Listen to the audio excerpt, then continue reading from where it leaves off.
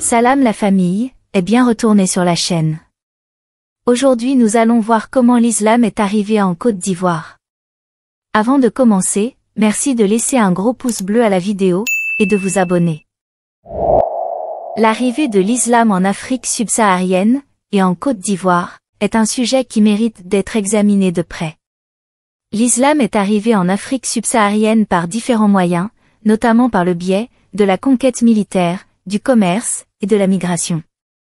L'arrivée de l'islam en Afrique subsaharienne remonte au 7e siècle, lorsque des marchands arabes ont commencé à s'établir le long des routes commerciales de l'Afrique de l'Est. Ces marchands ont non seulement échangé des biens commerciaux, mais ont également propagé leur religion en même temps. L'islam s'est ensuite répandu dans le reste de l'Afrique subsaharienne, en particulier en Afrique de l'Ouest, au fil des siècles. En Côte d'Ivoire, l'islam est arrivé tardivement par rapport à d'autres pays africains, en raison de l'importance historique de la région, pour le commerce des esclaves. Ce n'est qu'à la fin du XIXe siècle, que les premiers musulmans ont commencé à arriver, principalement en provenance du Mali, et du Burkina Faso. L'arrivée de l'islam s'est déroulée de manière progressive et s'est appuyée sur plusieurs facteurs historiques, culturels et commerciaux. D'abord, il est important de noter que la région a été habitée, depuis des milliers d'années par des groupes ethniques animistes. Cependant, à partir du XVIIe siècle, la région a été marquée par l'arrivée des Européens, qui ont introduit la traite négrière, faisant de la région un important centre de commerce des esclaves. C'est à partir du XIXe siècle, avec l'arrivée des colonisateurs français, que la région a commencé à être exposée à l'islam. Les premiers contacts ont été établis donc, avec des commerçants musulmans du Mali et du Burkina Faso, qui traversaient la région pour échanger des biens commerciaux. Ces échanges commerciaux ont contribué à la propagation de l'islam dans la région. Au cours de la même période, les missionnaires musulmans du Moyen-Orient et du Pakistan ont commencé à s'installer en Côte d'Ivoire, ouvrant des mosquées et des écoles coraniques. Le premier imam de Côte d'Ivoire, Cheikh Omar Foutiyou Tall, était un missionnaire musulman originaire du Sénégal, qui a joué un rôle important dans l'islamisation du pays. Il a contribué à l'établissement d'une communauté musulmane forte, dans la région du Nord, qui est aujourd'hui l'une des zones les plus peuplées de musulmans.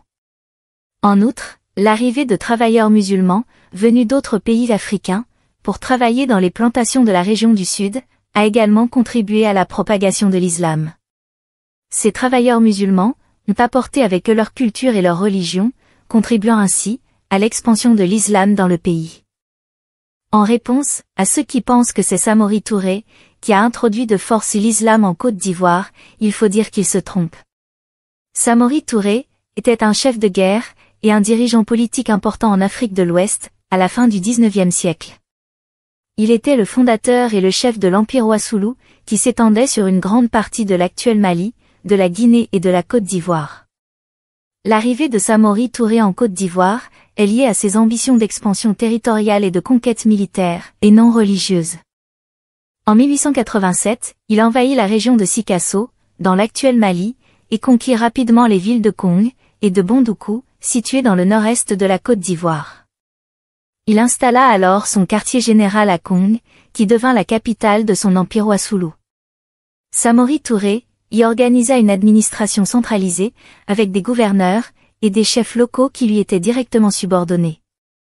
L'arrivée de Samori Touré en Côte d'Ivoire a marqué un tournant dans l'histoire du pays. Les populations locales ont été confrontées à un nouveau pouvoir, avec des règles et des coutumes différentes de celles auxquelles elles étaient habituées. La politique de Samori Touré était également marquée par une forte volonté de contrôle et d'expansion territoriale, ce qui a souvent entraîné des conflits et des tensions avec les populations locales. Samori Touré a dirigé l'Empire Ouassoulou jusqu'en 1898, date à laquelle il a été capturé par les forces coloniales françaises. Il a été exilé au Gabon, où il est mort en 1900.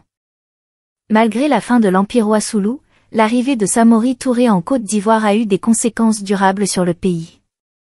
Elle a contribué à l'introduction de nouvelles formes de pouvoir et de gouvernance, ainsi qu'à la formation de nouvelles identités politiques et culturelles. Aujourd'hui encore, Samori Touré est considéré comme une figure importante de l'histoire africaine, et son héritage est commémoré dans de nombreux pays de la région.